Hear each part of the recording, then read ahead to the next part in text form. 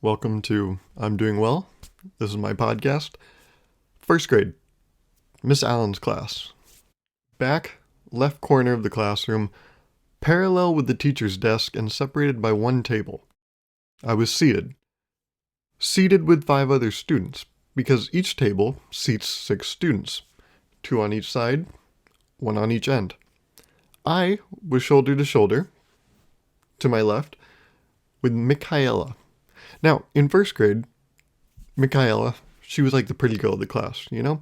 I didn't really know too much else about her, even though I had just done kindergarten with her. All I really knew was Michaela was the pretty girl of the class. But I can't, knock her too much, not give credit where credit's due, because she could play a mean tetherball.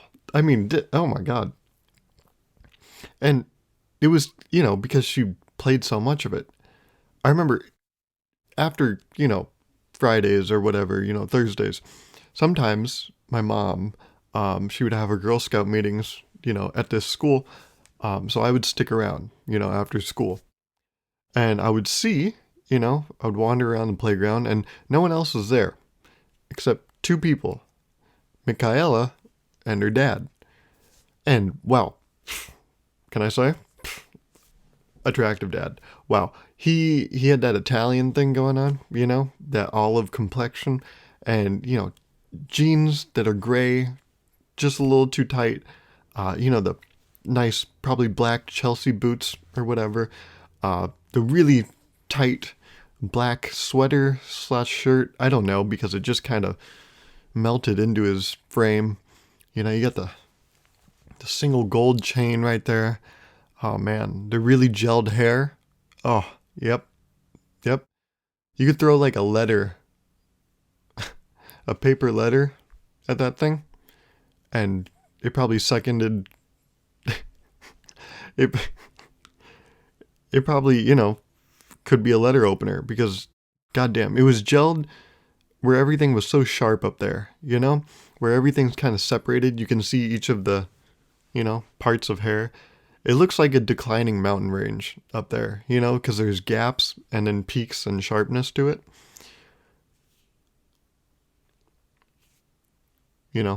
Veneers. But the fake tan made the veneers look even whiter, as if that was possible. Ooh, hair coming up to only the lower back hand. Tasteful amount of back hand hair, Ooh, probably a nice watch. Nice watch. And you could tell it just fit. Probably did, some sport back in his day, but you can tell he takes the time to go to the gym,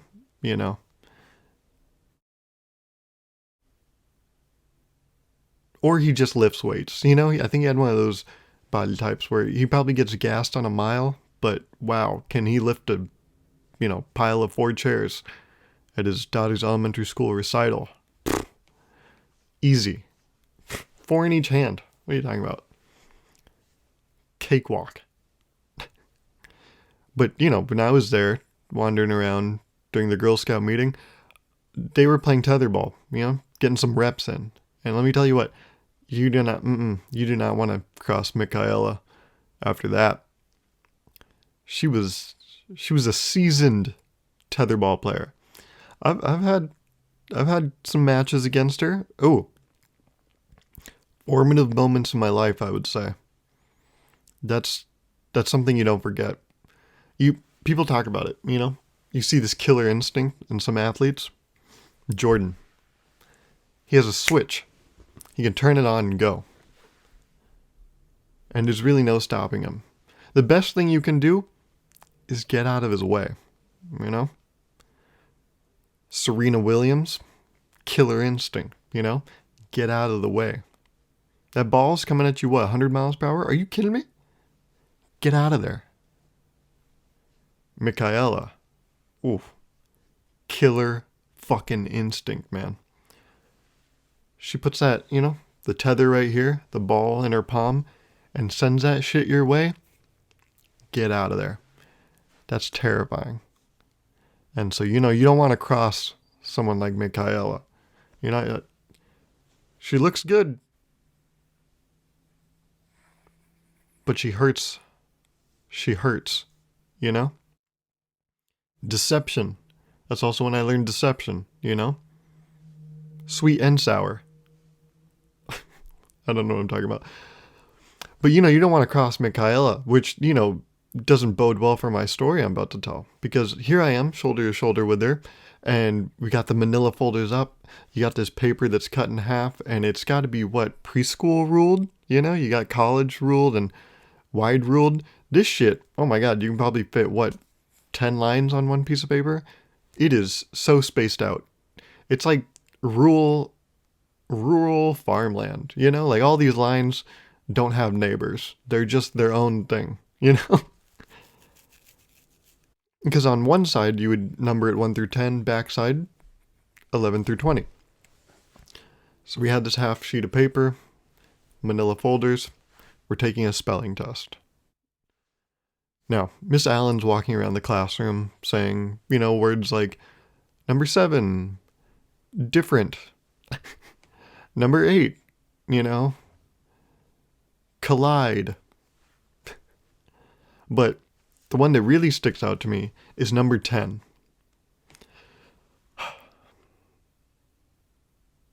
Number 10.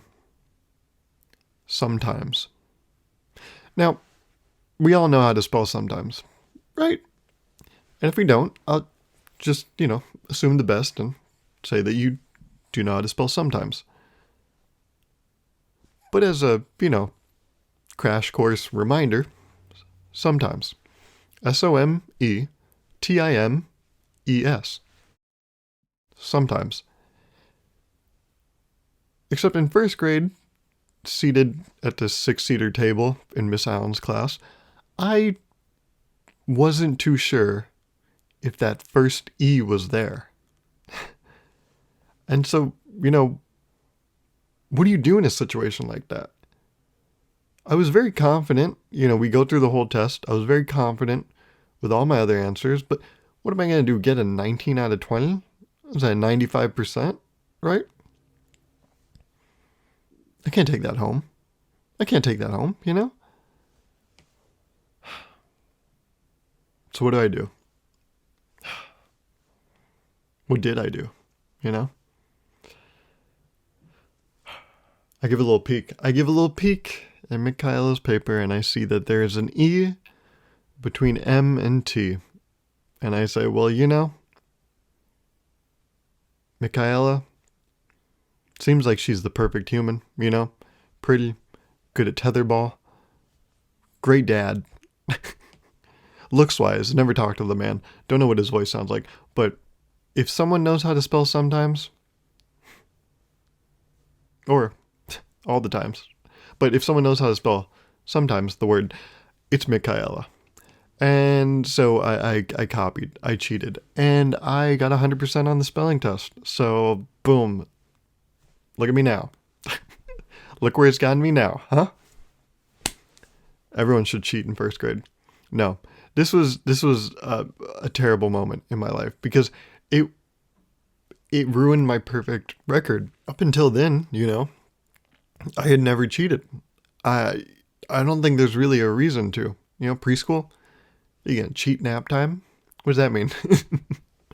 No, I think I did cheat nap time. You know, sometimes they go lights off, nap time. And I would just like lay there. And Miss Susan, she would come around. Everyone's sleeping. You know, I'd hit her with one of these. You know? Kindergarten, what are you going to cheat on? You know? That's when I learned how to count to 100. And you do that in front of everyone by yourself. You can't cheat that. You know? They cover the board. You got to go 1, 2, 3, 6, 7, 8, you know. Yeah, I think I got that right. You got to do that by yourself. You know? There's no reference material. Unlike college, you know, you don't get a cheat sheet. You don't get a little, you know, reference card. Because in kindergarten, nothing is so obscure that you might need to use it again one time. And then have like 20% of your grade center around your application of that one formula that you were told it wasn't that important, but then they slap it on the final, and you're like, the final is 50% of my grade. Why'd you do that? If the test is 5 questions, boom, that's 10% of my grade. You just threw away. You sacrificed for no good reason. It's not even a sacrifice. You're not even getting anything in return. It's just a stupid, casualty of war.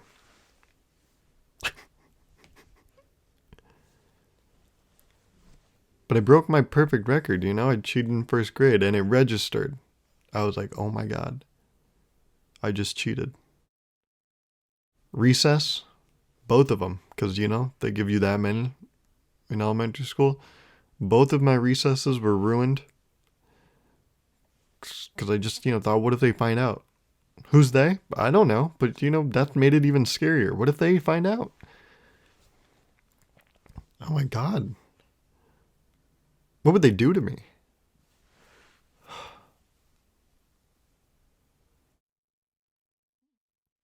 They cut me up, form me into a ball shape and tether me to a pole. Who's the tether ball now? That was really dark. I don't know why. I don't know why I did that. But first grade, that was the first time I cheated.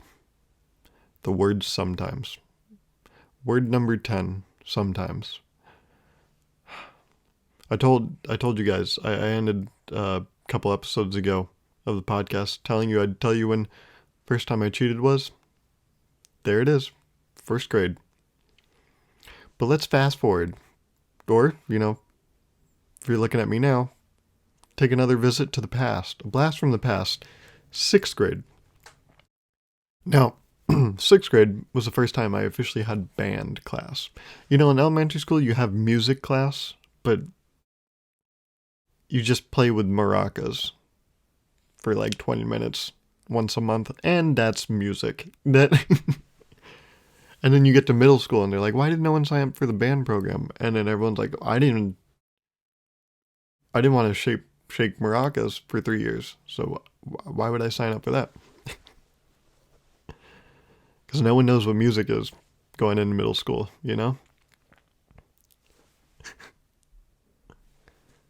So I joined band, and that's my first period. We have 8 periods middle school. My first period was band, 6th grade. So I go there, first day of 6th grade. I'm sitting there, one of the first guys in class. If only he knew how much worse it was going to get. No. But then everyone files in. We got a packed class. This is band. This is my first band class, and it's our teacher. Her first band class, too. This is her first time, after graduating college, to having her own band class. This is exciting on all accounts. The way she does roll is she'll call your name. You say, here. And then you say, which instrument do you want to play? So we're going through it, Caitlin, clarinet, Athena, flute, Alyssa, trumpet, Brian, sax. And then it gets to this one girl, she says, name, drums.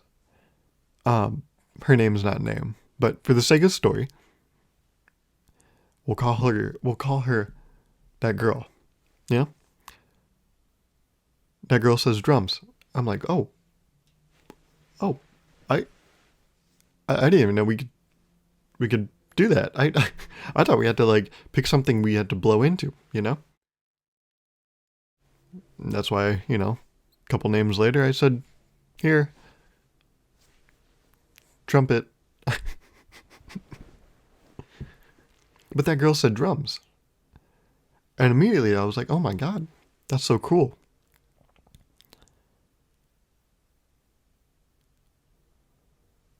And I was enamored. You know? What is that word? Oh my God. When you're just completely, oh, I was, well, not quite, right away, because there's no way this just happened. No, I mean, in sixth grade, it can happen that fast. I was smitten, I was just, wow, this girl, that girl. And, you know, a series of events happen. I become very good friends with this girl and, um, you know, with that girl. And we're really good friends for the next 6.5 years. One of my best friends. The problem was I had a big crush on her. This is, I think, my first serious crush. There was one in fourth grade, but now I look at it, I'm like, Dad, what were, what the hell, man? But you probably just did the quick math in your head, right? Sixth grade. Wait, a crush for 6.5 years? Yes, fellas, I was simping for 6.5 years. You want to know how, you know, down bad I was? The day I told her I liked her, the summer before senior year,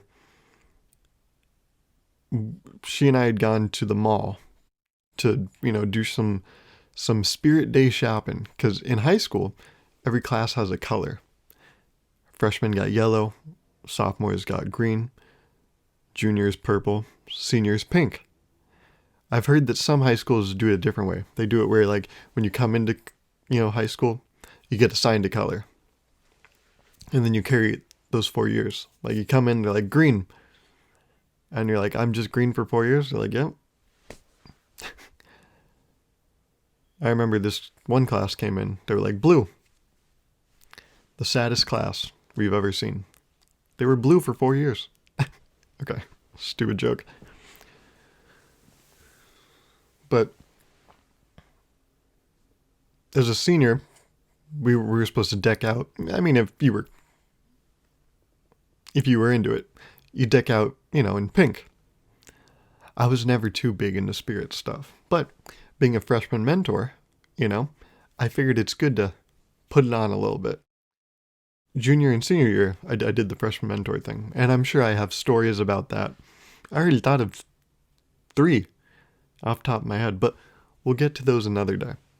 But freshman mentor, if you don't know what that is, it's when freshmen come in, you get a group of about 20 freshmen, and you meet with them bi-weekly or something, check in with them, play games with them, so that their transition from middle school to high school is made seamless.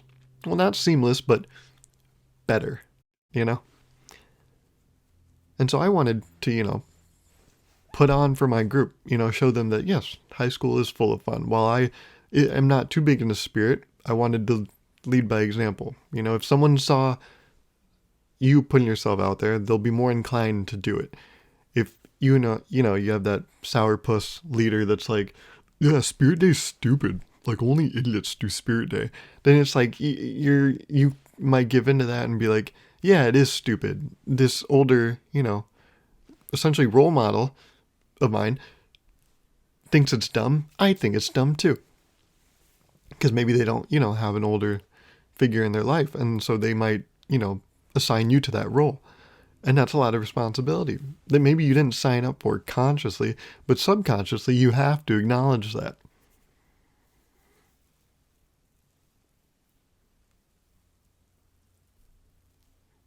And so I wanted to wear pink stuff, for the group. And so I had an idea, let's get some pink socks. Oh my God, pink socks would be amazing. Never get to wear pink socks, right? So if there's any time, it's now. So I go to the mall with this girl, that girl, to look for pink socks. And we didn't have much luck, And I especially didn't have much luck. Because one of the things that she told me when we were there was that she and her friend were talking, and her friend had told her how lucky she is to have me as a gay best friend.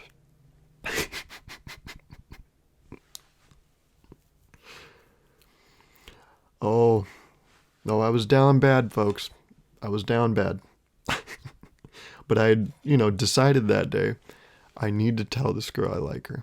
Because if I don't do it now, I don't see when I'll ever do it. And I can't go through this whole senior year the way I've gone through the past 6 years, just simping, you know? So I'm sure you know the rest of the story. There's some specifics, but they're not important. I told her I liked her. The feeling is not mutual. But coincidentally, something did, good did come out of it. Because that was the day I went to Party City and got the pink bow tie and suspenders you saw in the finale of the UC Davis show. So see, something did, something good did come out of that day. How full circle is it? That day is the day I got those two things. Now, why did I tell you this terrible simp story? You know? And the details, there's a lot of them, but the overview was that. Why did I tell you this? Because, like I said, this is one of my best friends, This was someone that I really had loved, Um, and the summer before my senior year of high school, we were talking a lot, like every day. I don't mean like talking. I mean like we texted all day. I would go to sleep texting her. I would wake up with text from her. We would talk about, the Great British Baking Show, right? Is that the Great British Bake Off? She was super into that show, and I started watching on YouTube. It's a great show. I highly recommend it. We just tell jokes, It was fun. I really enjoyed talking to her.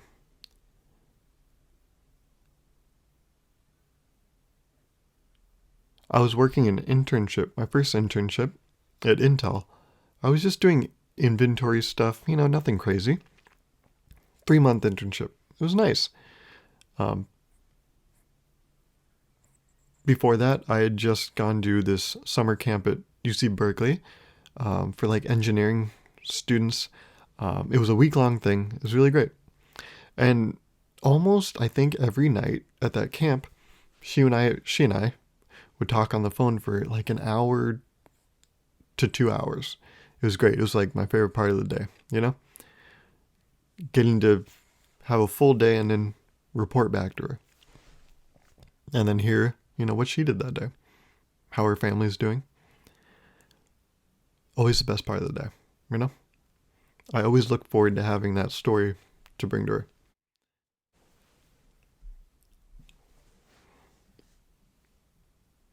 She went to a summer camp, of her own at Brown for music. Really cool, really cool. She was telling me about it. It sounds super dope. Jealous, paint me jealous.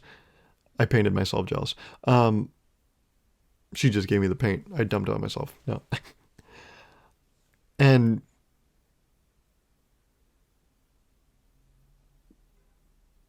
almost, I tried to, after every day at my internship, I would try to go to one of these, like, rooms that they have at Intel where it's not even like a room. Yeah, it is. It's like a little, telephone booth kind of thing. It has a sliding glass door and it's soundproof. I think. I don't know. I've never really stopped to, eavesdrop. Yeah, I know, bad 2 letters to pick, huh? Yeah. But I tried to, after most days of work, go into one of these rooms and call her, give her, update on the day, tell her some stories, listen to some stories she had. And this was, again, best part of my day. One of these days, I had gone home and we didn't have time, I didn't line up, couldn't talk in the telephone booth. So I waited till I got home, had some dinner, played some Pokemon Go, and then I called her. And every day I had a story, Even if I didn't, there was enough that happened that day to where I could make one, You embellish some things, you fill in some holes, and you have a nice story. This day in particular, I couldn't come up with anything. There wasn't enough material, we'll say, in the day to form a story. And I remember telling her, I'm so sorry. I'm so sorry I don't have a story. This sucks. I'm really, I really do apologize. And she was like, of course, Gauruv, it's no big deal. It's, we don't need a story every day. Are you crazy? But this was like hitting me really hard. Not because I didn't have a story for her, not because I couldn't do that day, but because life had gotten so monotonous. Is that the word? It got so mundane and repetitive that the thing I did in the past 24 hours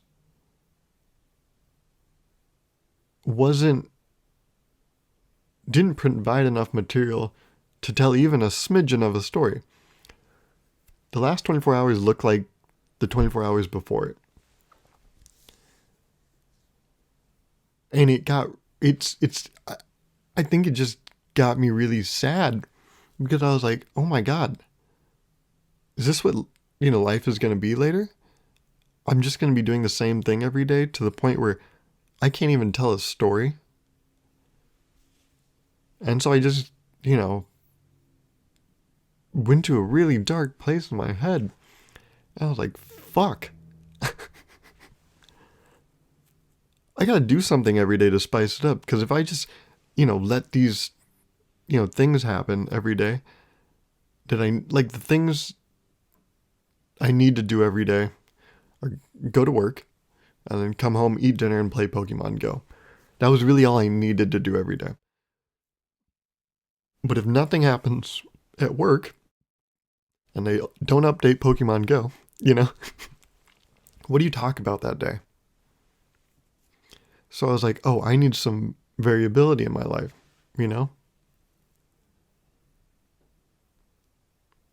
Things need to be a little more labile. And things weren't. And so I knew that this had to change. And again, fast forward to maybe 4 months later, it's winter break. I remember that's when I got my first vlog camera, this thing. And I remember I had an idea to make 3 videos, 3 vlogs. They were really good ideas, I gotta admit. And I didn't end up doing it. And I remember getting so sad during that winter break because I was like, I just wasted 2 weeks. I didn't do anything. I woke up, I played video games, and I went to sleep. And is there anything wrong with that? No and yes, depending on what you want out of life, But the fact that I wasn't able to, after, 2 weeks of winter break, able to tell anyone a story, fucking shit on me, I thought that sucked. And so that is when I really decided that winter break after it finished that, yeah, I need to start a YouTube channel. Because that will force me to do things that will make life more exciting. And so the day I graduated high school, I vlogged it. I took about 4 days to edit, I believe. Yeah, June 2nd to June 6th. And I posted my first vlog, which was my graduation from Wood Creek High School in 2017.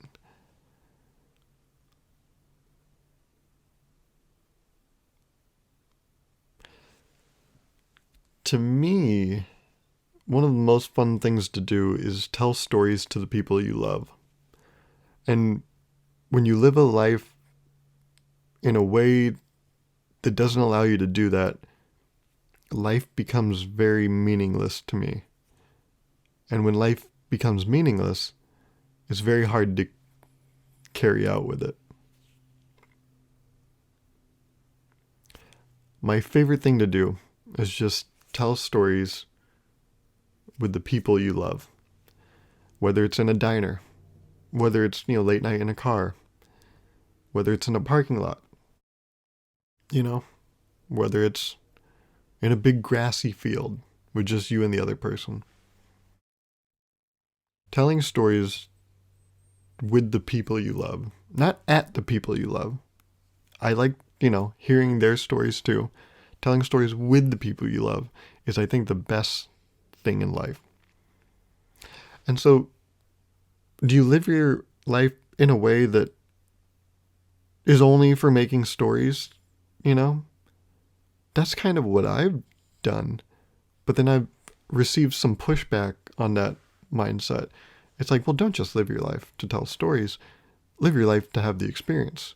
But to me, the experience is truly made by, at the end, being able to have a story to tell.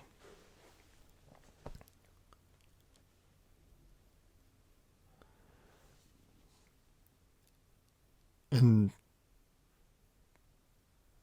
so, when I hung up the phone with that girl that day, this is soft as fuck to admit, but I did cry. I that situation didn't warrant tears, but the place that I went into in my mind was extremely dark, and it just jerked the tears right out of my body. It jerked me up.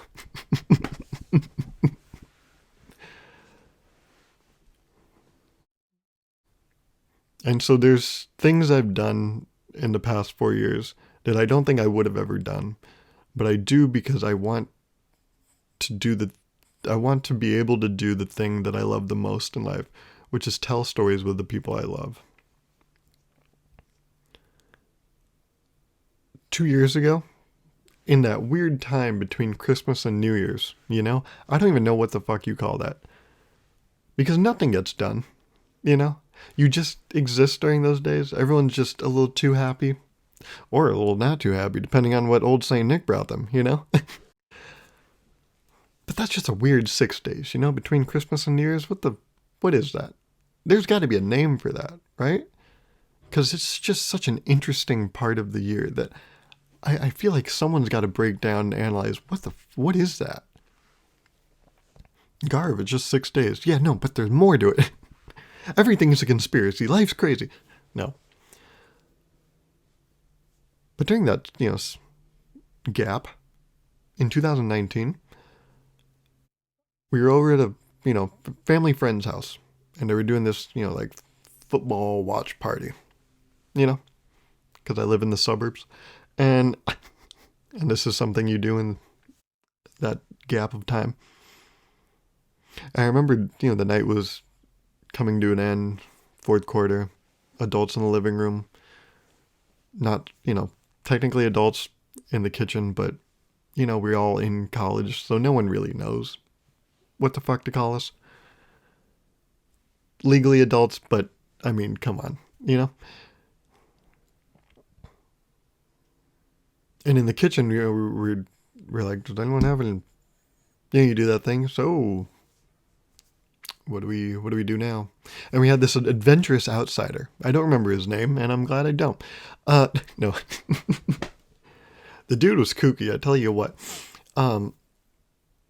But he's a vision. No, I'm not even going to get into it. Actually, I'm going to tell you what I was going to say, and I'm not going to explain it at all. The kid is a Star Wars visionary. Anyways, I won't explain that at all. But this guy, he's like, oh, I got some friends in Sac. We can go to a house party and then maybe take the town. Get a little crunk. Crunked?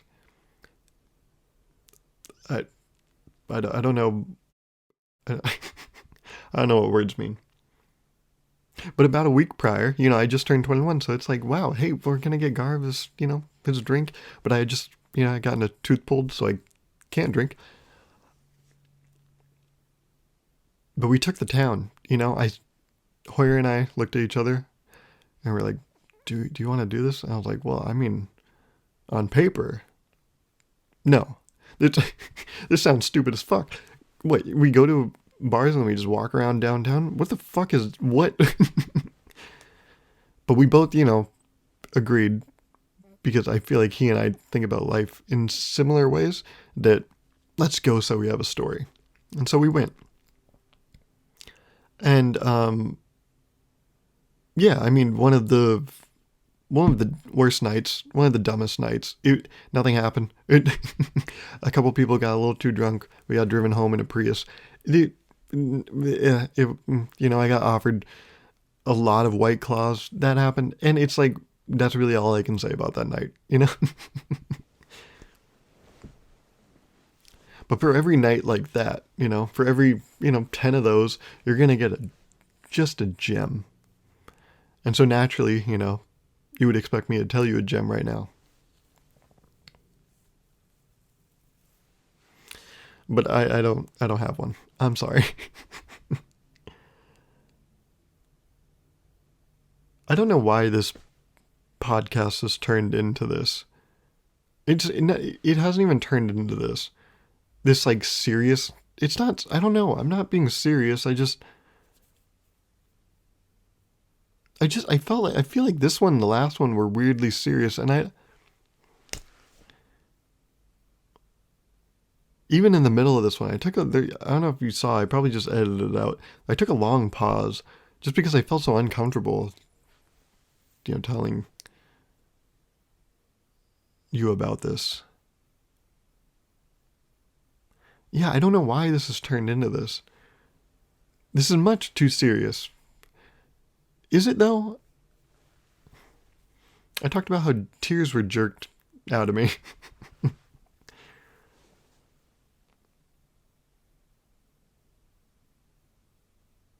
I don't even know what the point of me saying all of this was. Just to tell you that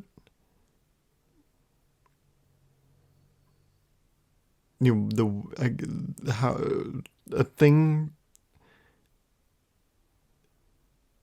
in which slightly governs my decisions in life.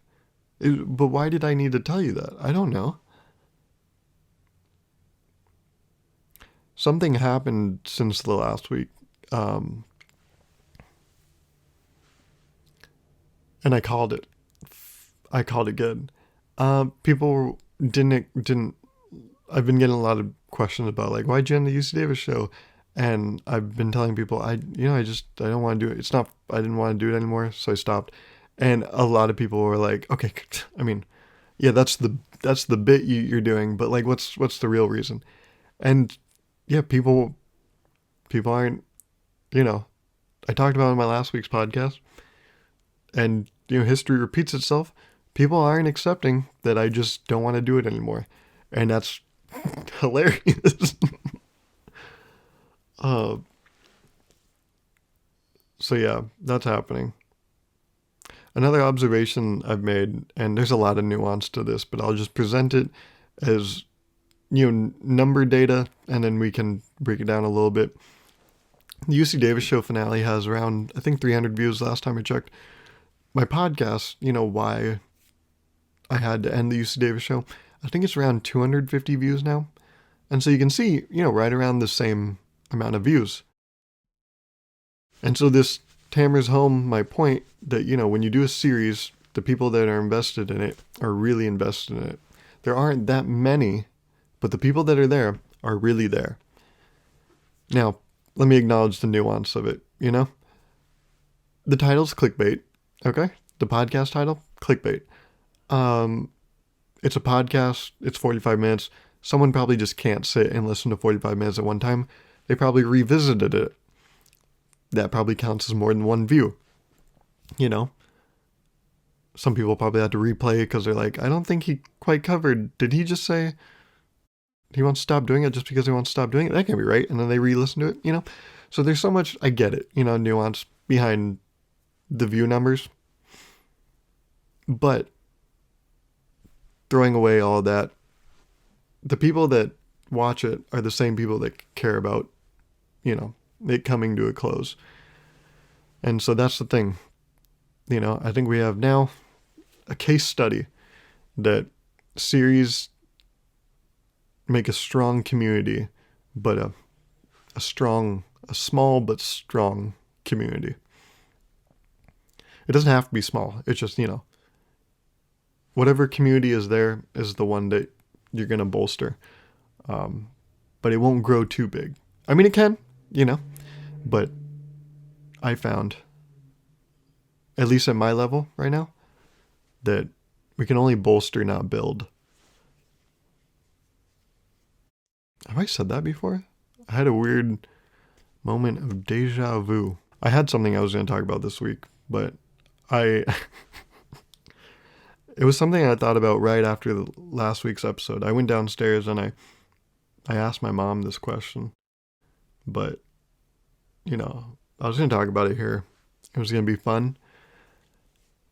But I think we just ran out of time because I was talking about whatever I was talking about. I think I have to remind myself there's a reason I titled this podcast, I'm Doing Well. And I'm not going to elaborate on that at all. Housekeeping. I don't know if you noticed. I didn't want to point it out because I didn't want to ruin your entire experience. But I haven't maintained my facial hair at all. So there's like more of it, Also, it's like going up in my cheek a little more. Just because I was trimming it for the UC Davis show, and I started accidentally getting way too close to, like my jaw area. And so we were edging on chin strap territory, And so now I'm not really recording anything, just the podcast. And so I'm just going to let this grow in for like 2-3 weeks, just so I have more to work with. And then I'm going to reshape it, get back to a good height. Cause it was really getting close to my jaw. And I was like, oh my God, I just keep cutting it. Every week I was just getting a little closer. So yeah, that's why maybe if it looks like I have more facial hair, that's why. Also, it's so weird. The facial hair on my right side grows significantly faster than my left side. Yeah, I don't get it. I think I don't know if my voice sounded different in this. I just woke up, and usually, I do the whole UC Davis show recording, and then I do this podcast. So I get to work my voice a little more. But this one, I just got here. So I think my voice feels different to me, but I don't know if it sounds different.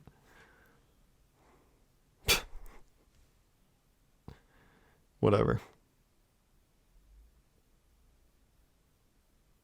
The reason I told the story about, being so sad about not having a story to tell is because the past week I didn't really have anything happen that I could tell a story about. And so I felt that same way for the past week. Am I, living life in this monotonous, meaningless way? And so I think that's why maybe it felt good to talk about the last time I felt this way. And so hopefully this week I can do something that will allow me to have an experience that I can tell a story about to someone I love.